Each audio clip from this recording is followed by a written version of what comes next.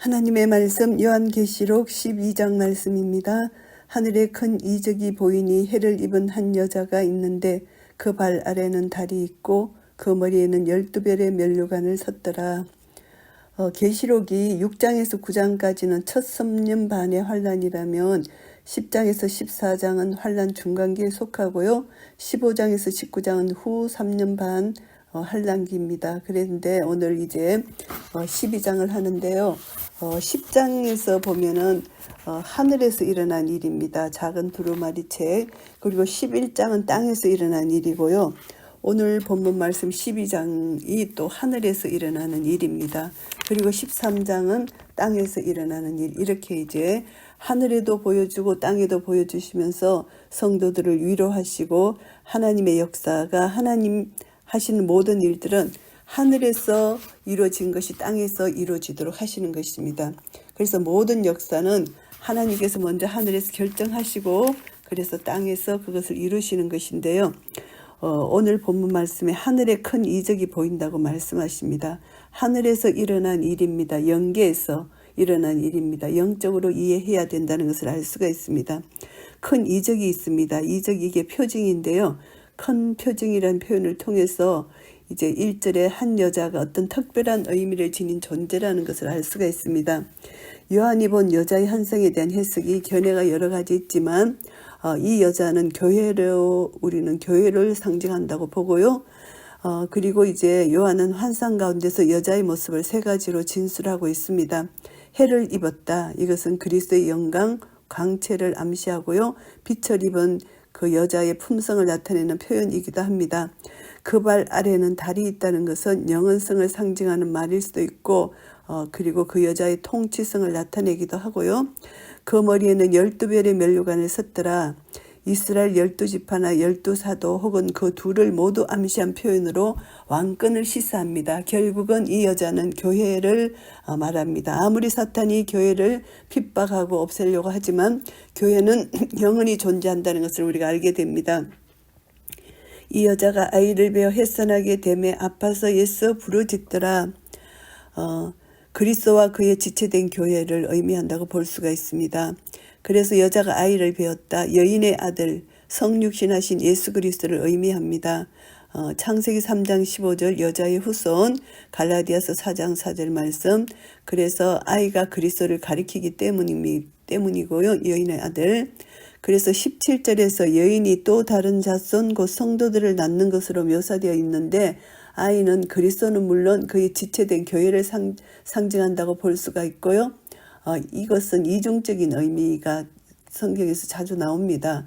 그리스도의 철장 권세가 교회에게 전이되고 여인인 교회는 메시아이신 예수 그리스도로 인하여 새 생명을 낳기 위한 해산의 고통을 겪고 그리스도의 고난에 동참해서 인내로 그리스도의 영광을 나타낸다. 이것을 알 수가 있습니다. 하늘에 또 다른 이적이 보이니 보라 한 큰 붉은 용이 있어 머리가 7이요 뿔이 10이라 그 여러 머리에 7 면류관이 있는데 하늘에 또 다른 이적이 나타나는데 그것은 큰 붉은 용입니다. 용은 사단입니다.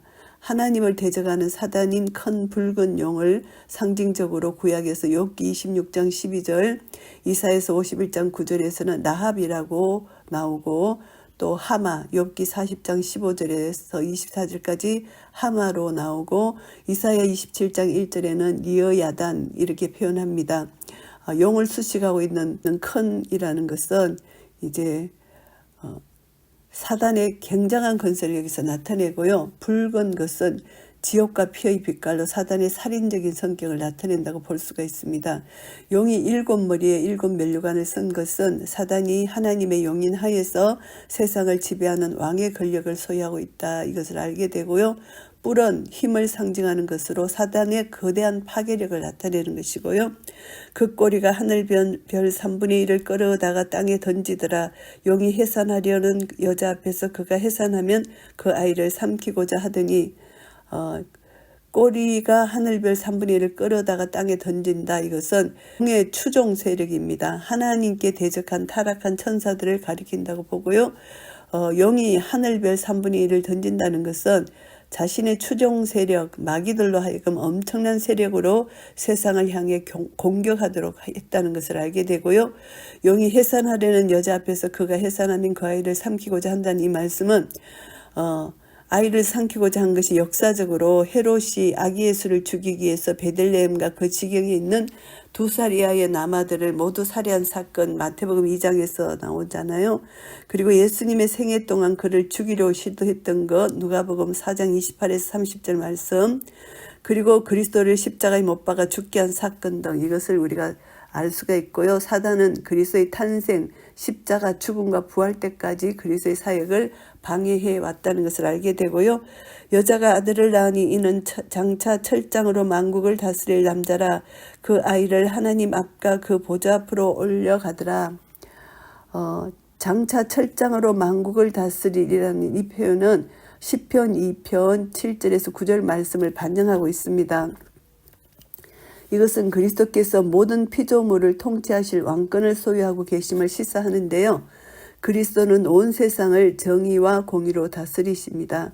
이러한 왕 노릇은 그를 따르고 충성을 다한 그리스도인에게도 부여된다는 것을 알게 되고요. 아이를 하나님 앞과 그 보좌 앞으로 올려간다는 것은 예수 그리스도의 성천을 암시합니다. 그리스도 생애 가운데서 탄생과 성천에 대해서만 언급되는데요. 그리스도를 삼키려 하는 사단의 위협 속에서 탄생하셨고 성천하셨고 사단에 대한 궁극적인 승리를 성취하셨습니다. 그리고 그리스도의 승리로 인해서 그의 지체된 교회도 이미 승리에 동참했고 장차 사탄으로부터 온전한 승리를 쟁취하러 들어 올려질 것이라는 것을 우리는 알게 되고요. 그 여자가 강야로 도망하며 거기서 1260일 동안 저를 양육하기 위하여 하나님의 예배하신 곳이 있더라. 여자가 강야로 도망한다는 것은 무엇을 의미하느냐 여러 가지 견해가 있지만 교회가 핍박을 피하여 보호와 훈련을 받는 것을 의미한다고 볼 수가 있고요. 1260일 동안 저를 양육하기 위하여 하나님의 예배한 곳이 있다는 것은 이 기간은 핍박의 기간입니다. 그래서 하나님께서 성도들을 위해서 예비하신 양육기간으로 나타나는데요. 이 기간은 하나님은 성도들을 피난시켜 양육하며 핍박에 대항할 수 있는 능력과 인내를 허락하신다고 볼 수가 있고요. 하늘에 전쟁이 있으니 미가엘과 그의 사자들이 용으로 더불어 싸우세 용과 그의 사자들도 싸우나 미가엘과 용의 싸움에 대한 묘사입니다. 용이 여자를 핍박하여서 이제 여자로 하여금 강야로 피신할 수밖에 없도록 만든 이유를 설명하는 것인데요. 사단은 본래 천사였지만 하나님과 동등한 자가 되려고 하다가 하나님께서 하나님께로부터 하늘에서 쫓겨났잖아요. 그래서 이제 사단 무리와 전쟁, 천사장인 미가엘과 그의 천사들에 의해서 수행됩니다. 10절 12절로 이어지는 내용에 보면은 사탄을 궁극적으로 패배하게 한 것은 그리스도의 피라는 것을 알게 되고요. 그래서 이제 7절에서 사단과의 싸움은 그리스도와 무관한 것이 아니고 그의 전생의 인간으로 오심 사역 그리고 대속의 죽음 부활에 관련되어 있다는 것을 알게 되고요. 이기지 못하여 다시 하늘에서 저희에 있을 것을 얻지 못한지라. 사단은 하늘에서 하나님과 그의 권위에 대하여 도전해 왔기 때문에 사단과 그의 사자들은 미가엘과 그의 사자들과 전쟁에서 패배해서 하늘에서 그들의 초소를 박탈당하고 맙니다. 그래서 이 사단과의 전투는 단기간에 걸친 전투라기보다는 장구한 세월 동안 싸워온 전쟁이었다고 할 수가 있고요. 전투 기간이 짧든 길든 간에 강조하는 말씀은 뭐냐면 사탄이 땅으로 내어 쫓겼다. 이것을 강조하는 말씀이고요. 큰 용이 내어 쫓기니 옛뱀 곧 마귀라고도 하고 사단이라고도 하는 온 천하를 깨는 자라. 땅으로 내어 쫓기니 그의 사자들도 저와 함께 내어 쫓기니라. 큰 용의 다른 명칭은 옛뱀이고 창세기 3장 1절 이하에 보면은 아담과 하와를 유혹해서 타락하게 만든 뱀을 가리킵니다. 큰 용은 마귀 및 사단으로 나타나는 것이고요. 이들의 역할은 온 천하를 두루 다니며 사람들을 깨워서 하나님을 대적하도록 하는 것입니다. 이러한 사단이 땅으로 내어 쫓기는 것은 종말의 시작을 암시한다고 볼 수가 있고요. 내가 또 들으니 하늘에 큰 음성이 있어 가로되 이제 우리 하나님의 구원과 능력과 나라와 또 그의 그리스도의 권세가 이루었으니 우리 형제들을 참수하던 자 곧 우리 하나님 앞에서 밤낮 참수하던 자가 쫓겨났고 우리 하나님 구원과 능력과 나라를 수사하는 것이 우리 하나님입니다. 하나님의 구원과 능력과 나라가 역사 속에 실제로 나타나서 하나님께서 통치하심을 나타내는 말씀이고요. 그리스도께서는 성육신과 지상사역 그리고 십자가상의 죽음과 부활을 통해서 사탄을 패배시키셨고 그로 인해서 하나님의 권세와 통치하심에 참여하게 된 것이고요. 사탄의 결정적 패배에 대한 증거는 참소자의 역할을 하지 못하고 쫓겨난 것입니다. 사단은 참소자로서 성도들의 죄악을 하나님 앞에 고발했습니다. 욥기서 1장 6절 12절 나옵니다. 그러나 그리스도께서 십자가에서 죽으심으로 구원 사역을 성취하셨고 사단을 패배시켰기 때문에 사단의 고발은 더 이상 정당성을 부여받을 수 없게 되었고 자연히 그의 활동 무대였던 하늘에서 쫓겨나게 된 것이고요. 누가복음 10장 18절 말씀입니다. 또 여러 형제가 어린 양의 피와 자기의 증거하는 말을 인하여 저를 이기었으니 그들은 죽기까지 자기 생명을 아끼지 아니하였도다. 그리스도를 믿고 따른 자들의 승리를 나타냅니다. 성도들은 자신들의 죄에서 벗어나게 하시고 나라와 제사장과 왕의 권세를 부여하신 그리스도의 대속적 죽음, 어린 양의 피를 의지했고 구원하는 그리스도의 피를 끝까지 충성스럽게 전가함으로써 사탄을 이기었습니다. 그들은 죽기까지 자기 생명을 아끼지 아니하였더라. 이 말씀은 성도들이 순교하기까지 어린 양에게 충성을 다했고 그에 대해 증거했다는 것을 말씀합니다. 성도들이 죽임을 당한 것은 사단의 승리를 나타내는 것이 아니고 오히려 그리스도가 십자가의 죽으심으로 승리하신 것처럼 성도들도 죽음으로써 사탄을 이긴 것이 되고요. 사탄이 성도들을 죽임으로 승리한 것처럼 보이는 그 순간이 사실은 그리스도인들이 사단을 격파하고 승리하는 순간이라는 것을 깨닫게 됩니다. 그러므로 하늘과 그 가운데 거하는 자들은 즐거워하라. 그러나 땅과 바다는 화 있을진저 이는 마귀가 자기의 때가 얼마 못된 줄을 알므로 크게 분내어 너희에게 내려갔음이라 하더라. 사단의 패배와 하늘로부터 쫓겨남은 두 가지 현상을 나타냅니다. 하나는 하늘과 그 가운데 거하는 자들, 즉 천사들은 즐거워하게 된다. 이것을 말하고 거한다는 것은 장막을 의미합니다. 하나님의 임재하심으로 인해서 영원히 거주하는 것을 말하는데요. 다른 하나는 땅과 바다가 화를 당하는 것입니다. 왜냐하면 최후의 심판이 얼마 남지 않았기 때문에 사탄이 활동할 수 있는 기간이 짧아짐에 따라서 그가 최후의 발악을 할 것이기 때문이고요. 사단의 필사적인 활동으로 인해서 교회는 전에 없는 극도의 핍박과 시련을 당하게 됩니다. 이때 성도들도 핍박을 당하게 되지만 두려워할 필요가 없습니다. 왜냐하면 사탄은 이미 패배한 상태이기 때문이고요. 요한은 성도들에게 사탄이 최후 투쟁을 시도하는 이 기간에 굳건히 믿음 지킬 것을 권면하고 있는 말씀이고요. 용이 자기가 땅으로 내어 쫓긴 것을 보고 남자를 낳은 여자를 핍박하는지라 여인이 낳은 아이를 삼키려고 시도했지만 실패했고 하늘의 전쟁에서 패하여 땅으로 내어 쫓긴 용은 이제 남자를 낳은 여자를 핍박하게 됩니다. 남자를 낳은 여자는 참 이스라엘, 혈통을 따르는 이스라엘이 아니고 그리스도를 믿음으로 하나님의 백성이 된 영적 이스라엘을 가리킵니다. 사단은 땅으로 쫓겨난 분풀이를 교회에게 한다는 것이죠. 핍박하는지라. 이것은 여인을 향한 용의 이러한 추격은 이스라엘 민족이 애굽을 빠져나올 때 바로가 그 뒤를 추격해 온 것과 유사합니다. 사단의 추격은 교회가 당한 고난을 상기시킨다고 볼 수가 있고요. 그 여자가 큰 독수리 두 날개를 받아 강야 자기 곳으로 날아가 거기서 그 뱀의 낯을 피하여 한 떼와 두 떼와 반 떼를 양육받으매 큰 독수리 두 날개를 받았다. 출애굽기 19장 4절 말씀 반복입니다. 독수리의 날개는 하나님의 구원의 능력을 상징하는 것이고요. 이스라엘 백성들이 하나님의 도우심으로 애굽에서 구출되어서 시내 강야에서 이런 것을 독수리 날개로 업어 인도한 것으로 표현한 것입니다. 본문도 마찬가지로 성도들이 하나님의 도우심으로 사단의 권세로부터 구원받을 수 있음을 시사하는 말씀입니다. 한 때와 두 때와 반 때는 1260일 42달 동일한 기간이죠. 이 기간은 시리아의 안티오코스 에피파네스의 폭정하에서 유대인들이 핍박받았던 3년 6개월과 일치하는 것입니다. 이중성이죠. 본절에서의 기간은 하늘 전쟁에서 패배해서 땅으로 쫓겨난 사단이 분풀이하는 교회를 하나님께서 보호하시며 양육하시는 시간을 나타내는 기간이고요. 여자가 뒤에서 뱀이 그 입으로 물을 강같이 토하여 여자를 물에 떠내려 가게 하려 하되 용은 바다의 짐승 악어 이렇게 불려지는데요. 그 입에서 물을 토한다는 것은 자연스러운 현상입니다. 물을 강같이 토한다는 것은 홍수 같은 것을 의미합니다. 성경에서 홍수는 주로 심판과 환난을 나타낼 때 사용하는 표현인데요. 사단이 하나님의 교회를 핍박하려고 저지르는 온갖 형태의 파괴를 상징합니다.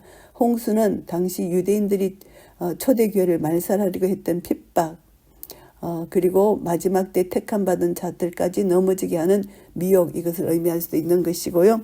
땅이 여자를 도와 그 입을 벌려 용의 입에서 토한 강물을 삼키니, 땅이 강물을 삼킨다는 것은 팔레스타인 땅이 주로 모래로 구성되어 있어서 어떤 큰 홍수가 일어난다 해도 얼마 가지 않아서 땅 위의 물을 모두 흡수하게 되는 지리적 환경을 반영한 것입니다.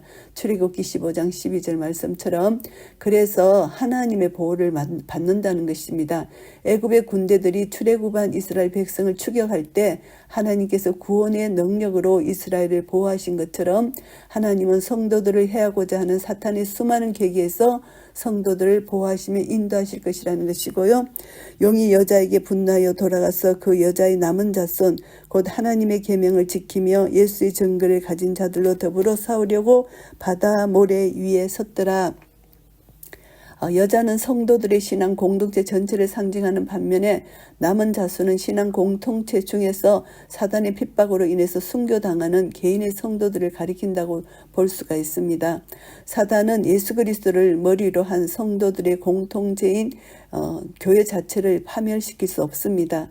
남은 자손 하나님의 계명을 지키며 예수를 그리스도로 증거하는 성도 개개인들을 핍박하고 공격할 수 있습니다. 그러나 그러한 성도 개개인을 향한 사탄의 공격이 가능하다 할지라도 결코 사탄은 승리할 수 없습니다. 사단이 예수님을 핍박해서 십자가에 매달았을 때 그가 승리한 것처럼 보였지만 결정적인 패배를 당한 것과 마찬가지로 사단이 성도 개개인을 핍박하고 순교시킬 수는 있지만 그것은 결국 성도들에게 궁극적인 믿음의 승리를 안겨주는 결과를 나타낸다, 이것을 알 수 있습니다. 요한계시록 12장 말씀을 정리하겠습니다. 여자와 용의 한상 하늘에서 본 것입니다. 12장에서 14장은 마지막 7대적 재앙을 언급하기에 앞서서 성도들이 받을 고난과 또 그 후에 있을 하나님의 공의의 심판을 묘사하고 있습니다.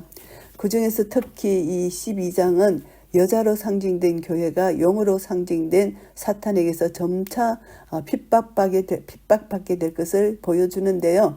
핍박 가운데서도 하나님은 자기 백성을 보호하셔서 모두 다 실족하지 않고 구원에 이르도록 섭리하실 것이라는 것을 우리는 알게 되고요. 1장에서 11장이 교회가 지상에서 당하는 고난을 묘사했다면 12장에서 22장은 그 고난의 원인이 어디 있고 그 원인이 궁극적으로 어떻게 처리되는지를 보여줍니다. 그래서 이제 12장이 이제 제2부의 시작이라고 볼 수가 있습니다. 이 계시록을 전체 1부, 2부로 나눈다면은 2부는 1부의 주제와 다른 주제를 한다는 그런 의미가 아니고 1부의 주제를 보다 심층적이고 철저한 국면으로 다룬다는 그런 의미이고요. 그래서 2부는 1부의 완벽한 성취고 실현이라고 볼 수가 있고요. 2부 12장에서 22장은 1부의 완벽한 성취고 실현입니다. 그래서 2부를 통해서 성도는 실제로 완전한 구원에 들어가고 사단과 그 모든 추종자들은 철저히 멸망을 당하게 된다는 것을 알게 됩니다. 12장에서 19장까지는 7가지의 표적이 언급됩니다.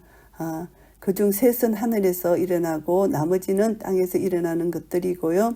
그래서 이제 12장 이후부터는 표적의 책이라고 불리기도 합니다. 계시록 전체를 보면은 계시록의 주제는 하나님 나라이고 그 내용은 예수 그리스도의 계시로 이루어졌잖아요.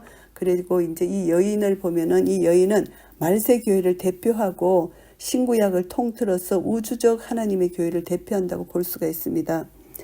그래서 중심 주제를 보면은 이제 12장과 13장은 10장, 11장과 마찬가지로 계속되는 재앙에 관한 언급을 중단하고 교회와 사단 간의 치열한 투쟁을 여기서 기록하고 있습니다. 그래서 12장 중심 주제들 중에 하나는 하나님 나라와 사탄의 세력 간의 전쟁입니다. 신약 성경은 환난과 박해를 받는 것이 지상에서의 교회가 마땅히 겪어야 할 경험이라고 자주 말하고 있습니다. 이러한 박해는 짐승이라고 불리는 사단의 영감을 받은 통치자에 의해서 수행되어질 것이다. 이것을 우리가 알게 되고요. 그래서 12장에서 여자와 그 후손들과 싸우는 용을 비유로 들어서 하나님의 백성들이 당하는 핍박을 보여주고 있고, 13장은 용으로부터 건세를 위임받은 짐승들에게 성도들이 핍박당하는 것을 말하므로 동일한 주제를 다루고 있습니다. 12장은 성도와 교회를 향한 사단의 끈질긴 도전을 여러 각도에서 취급하고 있고, 동시에 하나님의 보호와 절대 안전을 설명하고 있고요. 그러므로 12장을 통해서 좀 더 적극적이며 담대한 신앙을 소유해야 된다는 것을 우리가 교훈받게 됩니다. 그래서 여인과 용의 싸움, 결국 이것은 사단과 예수 그리스도의 전쟁이죠.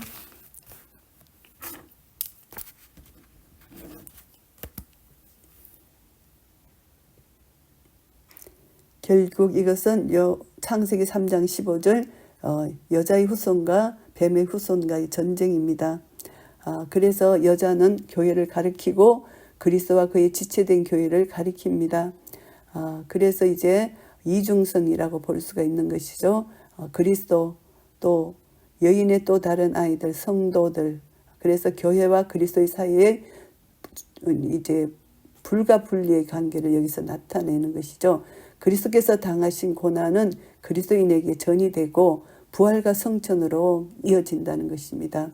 그래서 그리스도의 궁극적 승리는 그 안에 있는 그리스도인들의 승리가 되고, 그리스도께서 누리는 영광은 장차 그리스도인들이 누릴 영광이 된다는 것입니다.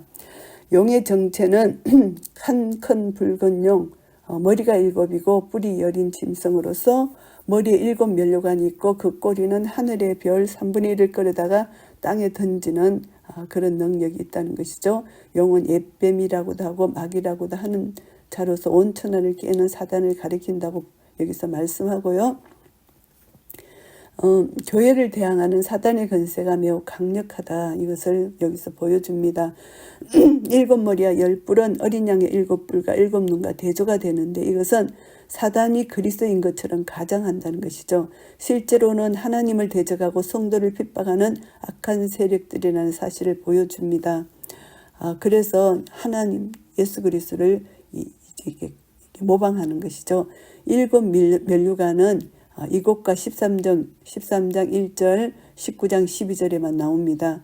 7 면류관은 세상 군주들이 쓰는 왕관을 의미하는데 세상 임금으로서 사단의 권세를 나타낸다는 것이죠. 이것은 성도들이 받아쓰게 될 승리의 면류관과는 대조되는 것이고, 부패한 권력과 불의한 힘의 상징이고요. 하늘의 별 3분의 1이 땅에 던진다. 이들이 사단이 하늘 별은 하늘의 천사들을 의미하는 것이고, 천사장이던 사단이 타락할 때 같이 타락한 천사의 무리들을 가리키는 것이라 할 수 있고요. 우리는 사단과 그의 추종자들의 힘이 매우 강력하지만 우리가 그리스도만 의지하고 사단을 대적할 때 주께서 사단을 밟고 승리하신 것처럼 우리 성도들도 악의 세력을 이기고 영생과 승리의 면류관을 얻을 수 있다는 사실을 명심하고 진리로 악을 대적하는 일에 게을리하고 두려워해서는 안 된다. 이것을 깨닫게 됩니다. 1절에서 6절까지는 여자와 용의 싸움입니다. 지금까지 1장에서 11장은 지상에서 고난당하는 교회의 모습을 보여주신 예수 그리스도께서 이제 돌이켜서 고난의 배경과 원인으로서 먼저 옛날로 거슬러 올라가서 마치 메시아의 출생을 보는 듯한 환상을 보여주십니다. 교회의 모든 핍박은 그리스도의 핍박에 근거를 둔 것이고요. 그리스도의 핍박은 그의 탄생 때부터 시작되기 때문이고요. 본문에 나타난 여자와 용의 첫 번째 싸움을 분석하면 다음과 같습니다. 여자의 모습은 교회에 처음 태동했던 것, 옛 이스라엘과 새 이스라엘의 교차점을 느끼게 해줍니다. 1절, 2절, 6절은 약속된 교회의 모습과 교회의 태동, 발전을 보여주는데요. 1절, 교회를 가리켜서 해를 입은 여인이라고 묘사합니다. 해와 같이 눈부신 여자의 모습은 찬란한 주의 영광, 강태를 덧입고 있을 뿐만이 아니라 그 속에 빛을 지니고 있는 교회 자체의 속성과 성품을 잘 보여주고요. 이 세상에서 교회의 역사와 힘이 허약하고 불안정하게 보이지만은 그 발 안에 영원성을 상징하는 달이 있고 택함 받은 신부님을 암시하는 12별의 면류관을 쓰고 있는 여인의 모습을 통해서 교회가 참으로 거룩하고 힘이 있으며 또한 영광스러운 품성을 지니고 있다는 것을 보여주고요. 이처럼 교회는 지상에서는 비록 보잘것없고 비난과 조롱을 받지만 하나님 편에서는 지극히 중요하고 영광스러운 존재라는 것입니다. 우리는 이러한 사실을 기억하고 그리스도의 몸된 교회를 위하여 더욱더 헌신하는 자세를 가져야 되겠다는 것을 알게 되고요. 2절에 보면은 여자가 아파서 부르짖는다는 것입니다.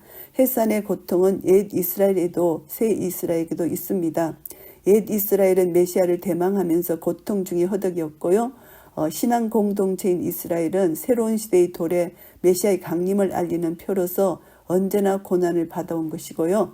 뿐만 아니라 그리스도 안에서 새로운 언약의 공동체인 교회도 해산의 고통을 겪고 있습니다. 새로운 생명의 탄생은 반드시 해산의 고통을 수반하는 것이고 그리스도로부터 오는 구원을 바라보고 사람들의 생명을 구하고자 하는 교회는 해산의 고통을 겪게 된다는 것입니다. 이 해산이라는 말은 반드시 그리스도의 실제적인 탄생을 강조하기 위해서 쓰여진 것이 아니고 메시아를 믿는 신앙 공동체의 영육 간의 진통을 표현하기 위해서 사용된 것이고 성도들도 이 세상을 살아가는 동안 승리와 영광만이 있는 것이 아니고 산모가 해산의 고통을 겪는 것처럼 그리스도로 인해서 많은 고난과 어려움을 겪게 된다는 것을 나타냅니다. 그래서 인내 가운데 주의 영광을 바라보며 살아야 된다는 것을 알게 되고요. 6절에서 그 여자는 강야로 도망합니다. 교회가 하나님의 보호와 도움을 받는 것을 뜻합니다. 교회가 피난을 한 사실은 역사상 허다하잖아요. 이스라엘이란 국가는 출애굽하여 강야로 나갔을 때 생겼고 강야교회가 생겼죠. 엘리야는 강야로 도망했고 그리 시냇가에 숨어서 까마귀들의 도움을 받았고요. 요셉과 마리아는 아기 예수의 생명을 보호하기 위해서 애굽으로 피난을 갔습니다. 그리고 이제 유대인의 전쟁 시에 팔레스타인 교회는 이제 벨라로 또 피난을 했다는 역사적 사실이 있습니다. 여기서 교회를 핍박하는 것, 이 박해를 피해서 도망감을 의미한다기보다는 하나님의 보호와 도움을 입어서 핍박을 견뎌낸다는 것을 뜻한다고 봅니다. 강야는 이스라엘이 하나님의 보호와 도움을 받는 곳이잖아요. 그곳은 하나님께서 만나를 내려주셨던 곳이고 출애굽기 16장 4절에 그의 백성을 40년간 양육하신 곳입니다. 그러므로 6절은 지상에 남아있는 여자에게 있을 붉은 용의 진노에 대한 하나님의 특별하신 배려를 보여주는 것이고요. 강야에는 저를 양육하기 위하여 하나님의 예배하신 곳이 있는 것이고 하나님께서 교회가 박해와 환난을 견뎌낼 수 있도록 미리 모든 준비를 해 두셨다는 것을 우리는 믿어야 됩니다. 용이 이제 여자와 그 아이를 죽이려고 하지만 사단은 이미 패배당한 것이죠. 여인이 해산하면 그 아이를 삼키고자 했습니다. 교회에 대한 용의 도전이죠. 그러나 그리스도가 아기로 오셨을 때 그를 죽이려고 한 헤롯의 흉계, 지상생의 기간 동안 무수한 시험, 마지막에 있었던 십자가상의 죽음까지 여기서 나타냅니다. 그렇지만 아이는 승리했고 성천했다는 것이죠. 용의 실패입니다. 용이 이제 여인이 낳은 아이를 낳았다는 것, 그 자체가 이미 용의 실패를 말하는 것입니다. 이 아이는 예수 그리스도 철장으로 만국을 다스릴 남자아이, 예수 그리스도시죠. 그래서 주님이 재림하실 때 그의 교회를 핍박하는 나라들을 완전히 쳐부실 자이기 때문이고요. 또 용은 그 아이를 삼키려 했지만 그 아이는 하나님 앞과 그 보좌 앞으로 올려가서 보존되고 있습니다. 5절에 나타난 이제 그리스도의 성천이 중간에 어떤 사건 없이 곧바로 탄생과 연결되어 있는데요. 이는 그리스도의 성천 가운데 그의 생애 죽음 부활 같은 모든 승리의 역사가 내포되어 있기 때문이고요. 5절에 나타난 용의 실패는 예수 그리스도로 말미암은 교회가 역사 이래로 하나님의 특별하신 능력과 적절한 보호하심 아래 있었다는 것을 의미하고요. 교회는 사단의 도전에 대한 그리스도의 완전한 승리로 출발하고 또 사단의 끊임없는 도전 속에서 지속적으로 승리하게 될 것이라는 것입니다. 용은 아이를 삼키지 못했을 뿐만이 아니고 그의 어머니조차 해하지 못했다는 것입니다. 6절 말씀에 하나님께서 이미 그 교회 여자의 안전과 양육을 위해서 예배하신 곳으로 교회를 이끄셨고 보호하셨기 때문이고요. 가장 심한 고통의 때라 할지라도 하나님께서는 그리스도의 교회와 성도들을 보호하시리라는 사실을 말해주는 것입니다. 교회는 강야로 피난해야 하는데 강야는 외로운 곳이죠. 교회와 그 성도는 세상의 어느 악한 세력과도 타협하지 않고 어떤 유혹에도 굴하지 아니하는 외로운 투쟁을 계속해야 되고, 그러나 예수 그리스도께서 우리의 머리가 되시고 교회의 온전한 기초가 될 때 세상 끝날까지 교회를 위협할 이 용가의 투쟁에서 교회는 성령에 의해 양육되어지고 힘을 얻으며 끝내는 승리할 것입니다. 7절부터 12절까지는 하늘에서의 용의 패전입니다. 이 환상은 바로 앞에 환상의 신학적 의미를 보여주는 기능을 합니다. 그 내용은 천사장 미가엘과 그의 군대가 하늘에서 용과 싸워 이긴다는 것이고, 이로 인해서 용은 더 이상 하늘에서 있을 곳을 얻지 못한다는 것입니다. 이것은 곧 그리스도의 성육신, 순환, 성천으로 인해서 사단이 더 이상 그리스도의 구속 사역을 방해할 수 없고 인간을 참수할 근거를 얻지 못하고 완전히 패배당한다는 것을 의미하고요. 하늘에서의 전쟁과 하늘의 찬미로 나눠지는 것을 보면은 전쟁의 내용과 의미, 용의 패배와 성도의 승리, 용의 추방의 결과와 교훈의 등에 대해서 우리가 살펴보면은 1절에서 6절은 용은 메시아 탄생과 구속 사역을 방해하고 도전했지만 용은 패배했잖아요. 예수님은 계획대로 성육신 하셨고 죄인을 위해서 대속의 죽음을 죽으시고 결국 부활 성천하셨고 새 이스라엘과 새 언약을 세우셨습니다. 이제 땅에서 도전에 패배한 용은 두 번째로 하늘에서 도전을 시도합니다. 이때 하늘에서 하나님의 천사 미가엘이 용을 대항하여 싸우는 것이죠. 우리에게 두 천사 이름이 소개됩니다. 가브리엘과 미가엘. 이 두 천사, 가브리엘은 하나님의 백성들에게 소식을 전달해 주는 통보자이고, 그리고 미가엘은 하나님 백성을 위해서 하나님 명령을 따라 싸우는 천사입니다. 유다서 1장 9절에서 천사장 미가엘은 모세의 시체에 관해서 마귀와 다투었고, 다니엘서 10장 보면은 이스라엘 백성들을 위해서 사단의 군주들과 싸웠습니다.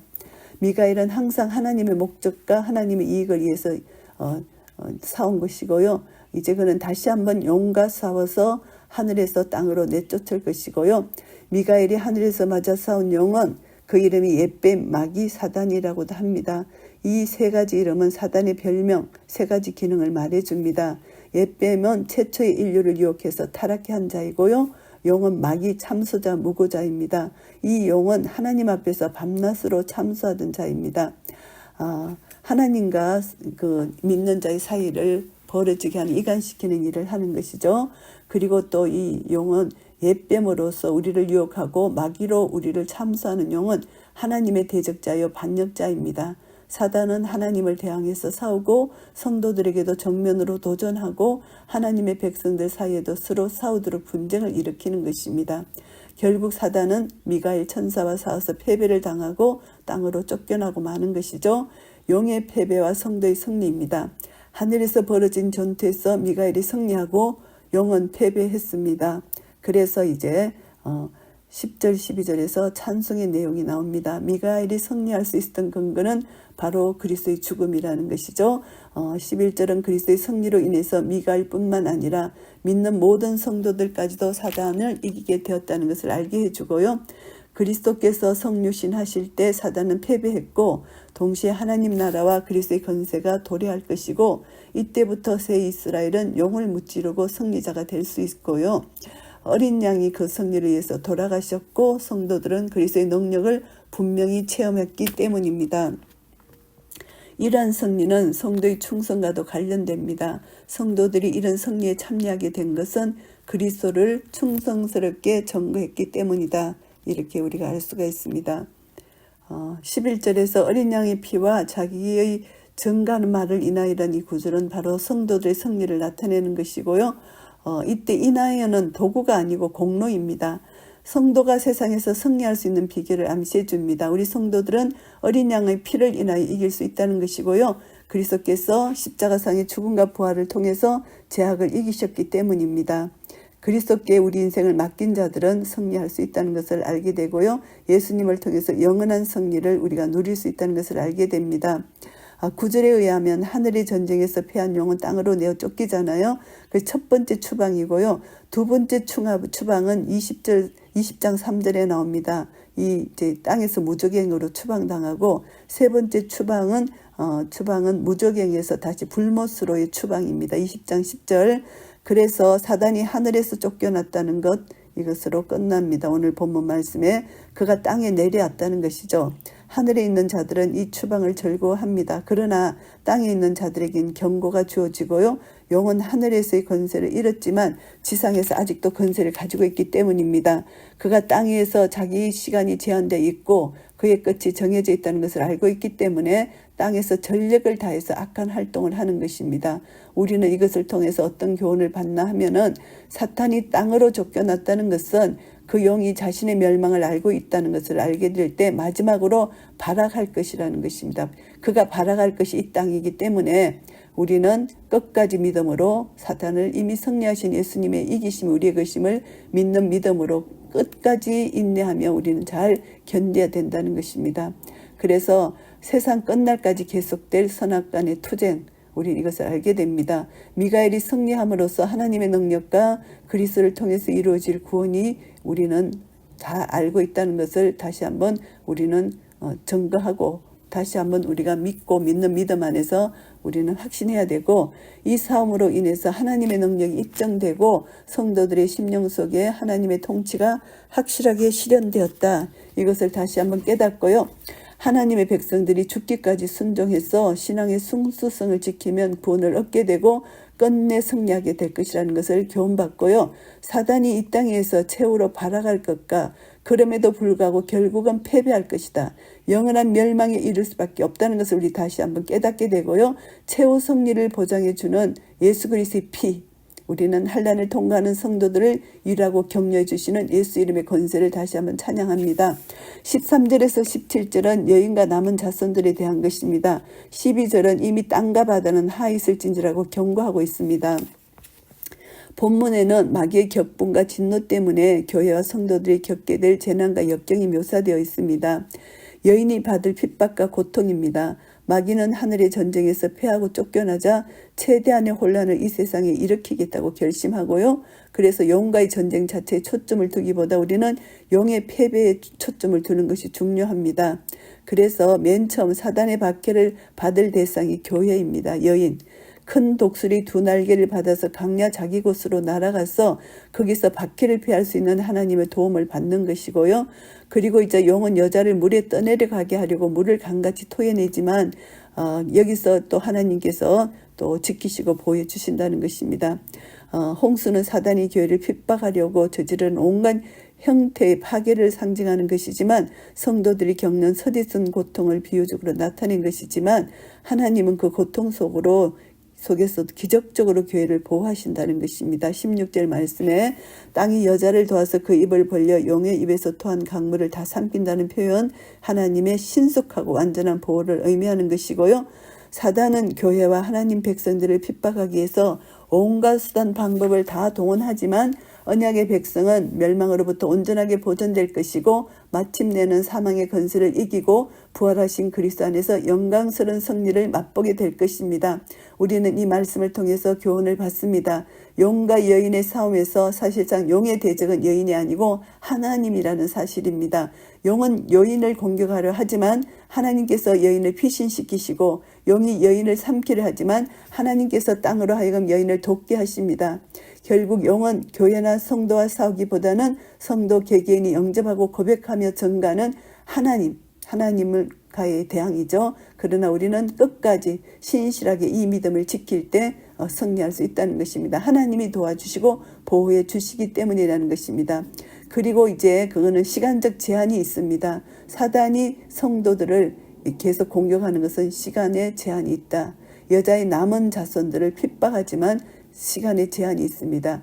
예수 그리스도와 그의 교회는 반드시 승리한다는 것입니다. 하나님의 계명을 지키며 예수의 증거를 가진 자들, 개개인들과 또 다른 싸움을 하기 위해서 바다 모래에 서지만 결국은 사단은 영원한 불못에 떨어질 것이고 우리 성도들은 끝까지 승리할 것입니다. 날마다 우리 삶 속에서 이미 예수님이 십자가로 승리하신 이김이 우리의 것임을 선포하며 사단과의 전쟁에서 날마다 싸우고 우리 주 예수 그리스도의 재림의 그날까지 우리는 믿음으로 말씀과 기도와 성령의 능력을 의지해서 끝까지 싸워 승리하시는 한 분 한 분 되시기를 예수 그리스도 이름으로 축복합니다. 아멘.